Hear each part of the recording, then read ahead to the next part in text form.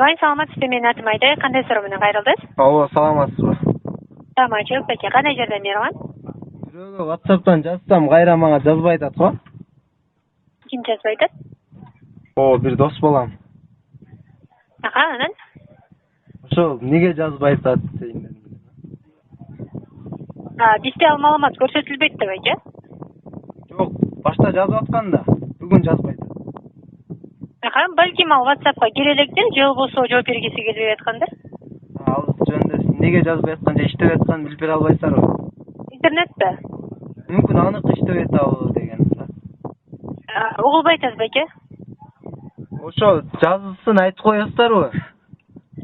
Эгерде кааласа сиз SMS жөнөтсөз болот да номердин өзүнөчү.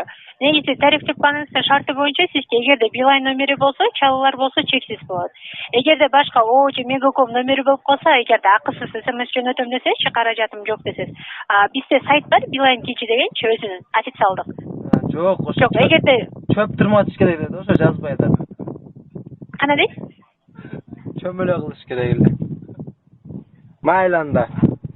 Дагы кошумча Билайнга тиешелүү суроолорубуз болобу? Жок, майла. Чөп башталды. Макул. Кайрылганыңыз үчүн чоң рахмат. Бекешиңиз көй керек. Саламат калыңыз.